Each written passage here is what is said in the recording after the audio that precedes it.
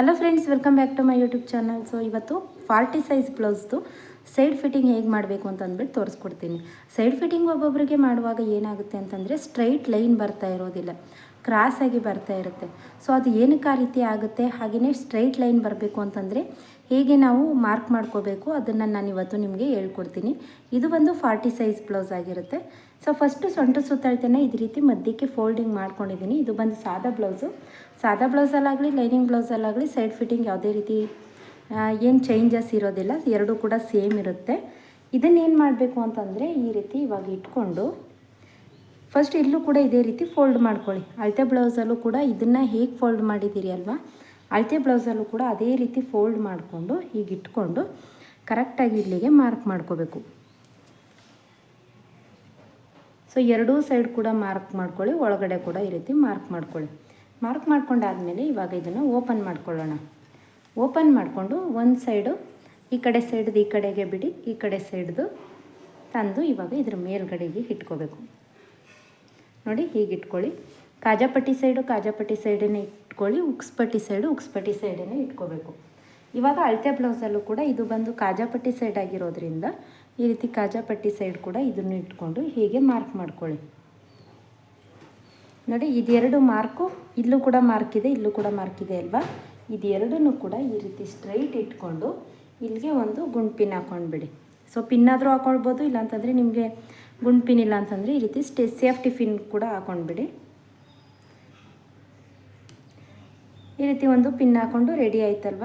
ಇದಾದಮೇಲೆ ಇವಾಗ ಸ್ಲೀವ್ಸ್ನ ಈ ರೀತಿ ಮಧ್ಯಕ್ಕೆ ಫೋಲ್ಡಿಂಗ್ ಮಾಡ್ಕೊಳ್ಳಿ. ಹೀಗೆ ನೀಟಾಗಿ ಫೋಲ್ಡಿಂಗ್ ಮಾಡಿಕೊಂಡು ಎರಡೂ ಕೂಡ ಫ್ರಂಟಲ್ಲೂ ಕೂಡ ಒಂದೇ ಸಮ ಬರಬೇಕು. ಆ ರೀತಿ ಫೋಲ್ಡ್ ಮಾಡಿಕೊಂಡು ಇಲ್ಲೂ ಕೂಡ ಬೇಕು ಅಂತಂದರೆ ಒಂದು ಪಿನ್ನ ಹಾಕ್ಕೊಂಡ್ಬಿಡಿ, ಆವಾಗ ಬಟ್ಟೆ ಆ ಕಡೆ ಈ ಕಡೆ ಹೋಗೋದಿಲ್ಲ ನಿಮಗೆ. ನೋಡಿ ಈ ರೀತಿ ನೀಟಾಗಿ ಅದೇ ರೀತಿ ಇರುತ್ತೆ. ಸೊ ಇವಾಗ ಏನು ಮಾಡಬೇಕು ಅಂತಂದರೆ ಕಾಜಾಪಟ್ಟಿ ಸೈಡು ನಾವು ಸೈಡ್ ಫಿಟ್ಟಿಂಗ್ ಮಾಡ್ತಿರೋದ್ರಿಂದ ಕಾಜಾಪಟ್ಟಿ ಸೈಡನ್ನೇ ತಗೋಬೇಕು. ಅದನ್ನು ತಗೊಂಡು ಇಲ್ಲೂ ಕೂಡ ಅಳತೆ ಬ್ಲೌಸಲ್ಲೂ ಕೂಡ ಕಾಜಾಪಟ್ಟಿ ಸೈಡೇ ತಗೊಳ್ಳಿ. ತಗೊಂಡು ಏನು ಮಾಡಬೇಕು, ಇವಾಗ ಮುಂಭಾಗಕ್ಕೆ ಒಂದು ಮಾರ್ಕ್ ಮಾಡ್ಕೋಬೇಕು. ಫಸ್ಟು ಇದನ್ನು ಕೂಡ ಉಲ್ಟಾನೇ ಇಟ್ಕೊಂಡು ತಗೊಳ್ಳಿ. ಸೀದಾ ಇಟ್ಕೊಂಡು ತಗೊಂಡ್ರೆ ಸ್ವಲ್ಪ ಹೆಚ್ಚು ಕಡಿಮೆ ಬರುತ್ತೆ, ಅದಕ್ಕೋಸ್ಕರ ಉಲ್ಟಾನೇ ಇಟ್ಕೊಂಡು ತಗೊಳ್ಳಿ ಅಳತೆನ.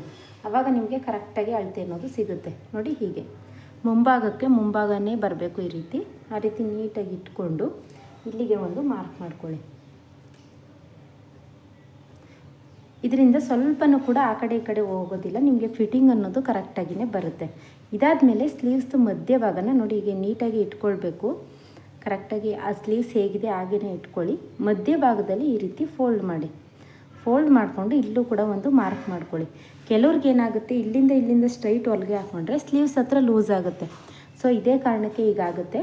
ಈ ರೀತಿ ನೀವು ಫಿಟ್ಟಿಂಗ್ ಮಾಡ್ತು ಅಂತಂದರೆ ನಿಮ್ಗೆ ಯಾವುದೇ ರೀತಿ ಸ್ಲೀವ್ಸ್ ಹತ್ರ ಕೂಡ ಲೂಸ್ ಆಗೋದಿಲ್ಲ, ಕರೆಕ್ಟಾಗಿ ಬರುತ್ತೆ. ಸೊ ಇದಾಯ್ತಲ್ವ. ಇನ್ನೊಂದು ಸ್ವಲ್ಪ ಮುಂದೆ ಹೋಗಿ ಹಾಗೆಯೇ ಭುಜದಿಂದ ಇಲ್ಲಿವರೆಗೂ ಕೂಡ ಹಾರ್ಮಲ್ವರೆಗೂ ಕೂಡ ಅಲ್ಲೂ ಕೂಡ ಈ ರೀತಿ ಮಧ್ಯಕ್ಕೆ ಹೀಗೆ ಫೋಲ್ಡ್ ಮಾಡ್ಕೊಳ್ಳಿ. ಫೋಲ್ಡ್ ಮಾಡಿಕೊಂಡು ಇಲ್ಲೂ ಕೂಡ ಈ ರೀತಿ ಮಾರ್ಕ್ ಮಾಡ್ಕೊಳ್ಳಿ. ಹೀಗೆ ಒಂದು ಮಾರ್ಕ್ ಮಾಡ್ಕೊಳ್ಳಿ. ಇದಾದಮೇಲೆ ಇದು ಸರಿಯೇ ಇದೆಯಾ ಇಲ್ವಾ ಅಂತ ಒಂದು ಸಲ ಚೆಕ್ ಮಾಡ್ಕೋಬೇಕು. ಚೆಕ್ ಮಾಡ್ಕೊಳ್ಳೋದು ಹೇಗೆ ಅಂತಂದರೆ ಕಾಜಾಪಟ್ಟಿಯಿಂದ ಈ ರೀತಿ ನೀಟಾಗಿ ಇಟ್ಕೊಂಡು ಇಲ್ಲೂ ಕೂಡ ಕಾಜಾಪಟ್ಟಿ ಸೈಡೇ ತಗೊಳ್ಳಿ. ಇದನ್ನು ಎರಡನ್ನೂ ಕೂಡ ಟೈಟಾಗಿ ಎಳೆದಿಟ್ಕೊಳ್ಳಿ. ಇವಾಗ ಏನಾಗ್ತಾಯಿದೆ ನೋಡಿ, ಇಲ್ಲಿಂದ ಇಲ್ಲಿಗೆ ಸ್ವಲ್ಪ ಮುಂಭಾಗಕ್ಕೆ ಬರ್ತಾಯಿದೆ. ಇದು ಮಾರ್ಕ್ ಬಂದು ಇಲ್ಲಿದೆ, ಇದು ಮಾರ್ಕ್ ಬಂದು ಇಲ್ಲಿಗೆ ಬರ್ತಾಯಿದೆ. ಸೊ ಇದು ಆಯ್ತಲ್ವ. ನಾನು ಹೇಳ್ಕೊಡ್ತೀನಿ ಏನಕ್ಕೆ ಆ ರೀತಿ ಬಂತು ಅಂತ. ಇದಾದಮೇಲೆ ಡಾಟ್ ಹಿಡ್ದಿರ್ತೀವಿ ಅಲ್ವ, ಮಧ್ಯದಲ್ಲಿ ಡಾಟು, ಆ ಡಾಟ್ ಹತ್ರನೂ ಕೂಡ ಈ ರೀತಿ ಫೋಲ್ಡ್ ಮಾಡ್ಕೊಳ್ಳಿ. ಅಲ್ಲೇ ನಾವು ಸ್ಟಿಚ್ ಮಾಡಿರೋ ಬ್ಲೌಸಲ್ಲೂ ಕೂಡ ಈ ರೀತಿ ಫೋಲ್ಡ್ ಮಾಡಿಕೊಂಡು ಅದನ್ನು ಟೈಟಾಗಿ ಎಳೆದಿಟ್ಕೊಂಡು ಒಂದು ಮಾರ್ಕ್ ಮಾಡ್ಕೊಳ್ಳಿ. ಹೀಗೆ ಟೈಟಾಗಿ ಎಳೆದಿಟ್ಕೊಂಡು ಇಲ್ಲೂ ಕೂಡ ಮಾರ್ಕ್ ಮಾಡ್ಕೊಳ್ಳಿ. ಇವಾಗ ನೋಡಿ ಸ್ಟ್ರೈಟ್ ಬಂದಿಲ್ಲ, ನಾನು ತೋರಿಸ್ಕೊಡ್ತೀನಿ. ಇಲ್ಲಿಂದ ಬಂದಿದೆ ಅಲ್ವಾ, ಹೀಗೆ ಬಂದಿದೆ. ಇಲ್ಲಿಂದ ಬಂದು ಹೀಗೆ ಬಂದಿದೆ. ಇಲ್ಲಿ ಬಂದು ನಮಗೆ ಈ ಕಡೆಗಾದಂಗೆ ಬಂದಿದೆ. ಮತ್ತು ಇಲ್ಲಿ ಇದಕ್ಕೆ ನಾವು ಅಟ್ಯಾಚ್ ಮಾಡಿದ್ರೆ ಏನಾಗುತ್ತೆ ಅಂತಂದರೆ ಇಲ್ಲಿ ಬಂದು ಸ್ಲೀವ್ಸ್ ಹತ್ರ ನಿಮಗೆ ಲೂಸ್ ಆಗುತ್ತೆ.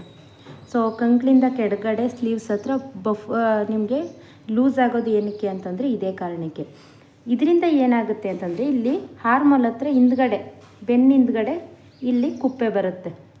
ಸ್ಟ್ರೈಟ್ ಬರಲಿಲ್ಲ ಅಂತಂದರೆ ಇಲ್ಲೂ ಕೂಡ ಕುಪ್ಪೆ ಬರುತ್ತೆ. ಇದನ್ನು ಅವಾಯ್ಡ್ ಮಾಡಬೇಕು. ನೀವು ಈ ರೀತಿ ಬರೋದನ್ನು ನೀವು ಅವಾಯ್ಡ್ ಮಾಡಬೇಕು ಅಂತಂದರೆ ಏನು ಮಾಡಿ ಅಂತಂದರೆ, ಇದನ್ನು ಇಲ್ಲಿವರೆಗೂ ಸ್ಟ್ರೈಟ್ ಬಂದ್ವಿ ಅಲ್ವಾ, ಇದು ನಾರ್ಮಲಾಗಿ ಇದೇ ರೀತಿ ಸ್ಟ್ರೈಟಲ್ಲೇ ತಗೊಳ್ಳಿ. ಇದು ಅವ್ರಿಗೆ ಅಳತೆ ಬ್ಲೌಸ್ ಕರೆಕ್ಟ್ ಇತ್ತು ಅಂತಂದರೆ ಸ್ಟ್ರೈಟಲ್ಲೇ ತಗೊಳ್ಳಿ. ಇದು ಹೆಚ್ಚು ಕಡಿಮೆ ಬಂದಿದೆಯಲ್ಲ ಏನೂ ಆಗಲ್ವಾ ಅಂತಂದರೆ ಏನು ಮಾಡಿ ಅಂತಂದರೆ, ನಾವು ಇಲ್ಲಿಗೆ ಕಾಜಾಪಟ್ಟಿ ಸ್ಟಿಚ್ ಮಾಡಿರ್ತೀವಿ ಅಲ್ವಾ, ನಾವು ಮಿಷಿನಲ್ಲೇ ಸ್ಟಿಚ್ ಮಾಡೋರಾದರೆ ಇಲ್ಲಿಗೆ ಎಕ್ಸ್ಟ್ರಾ ಇನ್ನೊಂದು ಕಾಜಾಪಟ್ಟಿ ಹಾಕ್ಬಿಡಿ. ಅವಾಗೇನಾಗುತ್ತೆ, ಚೆಸ್ಟು ಟೈಟ್ ಆದಾಗ ಇದು ಇಲ್ಲಿಗೆ ಕೂರುತ್ತೆ. ಸೊ ಗೊತ್ತಾಯ್ತಲ್ವ, ಇಲ್ಲಿ ಚೆಸ್ಟ್ ಏನಾದರೂ ಟೈಟ್ ಆಯಿತು ಮಿಸ್ ಆಗಿ ಅಂತಂದರೆ ಇಲ್ಲಿಗೆ ಒಂದು ಕಾಜಾ ಮಾಡ್ತು ಅಂತಂದರೆ ಉಕ್ಸ್ನ ತಂದು ಮುಂದುಗಡೆಗೆ ಹಾಕೋತಾರೆ. ಆವಾಗ ನಿಮಗೆ ಲೂಸ್ ಆಗುತ್ತೆ, ಯಾವುದೇ ರೀತಿ ಪ್ರಾಬ್ಲಮ್ ಆಗೋದಿಲ್ಲ. ಮಿಸ್ಸಾಗಿ ಏನಾದರೂ ನೀವು ಈ ರೀತಿ ಸ್ಟಿಚ್ ಮಾಡಿದರೆ ನೀವು ಇದೊಂದು ಟ್ರಿಕ್ಸ್ನ ನೀವು ಯೂಸ್ ಮಾಡ್ಕೋಬೋದು.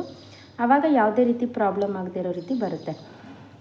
ಅಕಸ್ಮಾತ್ ಈಗೇನೆ ಸ್ಟಿಚ್ ಮಾಡ್ತೀನಿ ಪರವಾಗಿಲ್ಲ, ಹಾರ್ಮೋಲ್ ಹತ್ರ ಏನಾಗೋದಿಲ್ಲ ಅಂತ ನೀವು ಅನ್ನೋದಾದರೆ, ಲೂಸಾಗಿರಲಿ ಅನ್ನೋದಾದರೆ ಇಲ್ಲಿವರೆಗೂ ಕೂಡ ಸ್ಟ್ರೈಟ್ ಸ್ಟಿಚ್ ಮಾಡ್ಕೊಳ್ಳಿ. ಸ್ಟ್ರೈಟ್ ಬಂದು ಸ್ಲೀವ್ಸ್ ಹತ್ರ ಈ ರೀತಿ ಸ್ವಲ್ಪ ಕ್ರಾಸಾಗಿ ಸ್ಟಿಚ್ ಮಾಡಿ. ಹೀಗೆ ಕ್ರಾಸಾಗಿ ಸ್ಟಿಚ್ ಮಾಡೋದ್ರಿಂದ ಸ್ಲೀವ್ಸ್ ಅನ್ನೋದು ಪರ್ಫೆಕ್ಟಾಗಿ ಕೂರುತ್ತೆ, ಹಾರ್ಮೋಲ್ ಹೋಗಿ ಕರೆಕ್ಟಾಗಿ ಅಲ್ಲೇ ಕೂತ್ಕೊಳ್ಳುತ್ತೆ.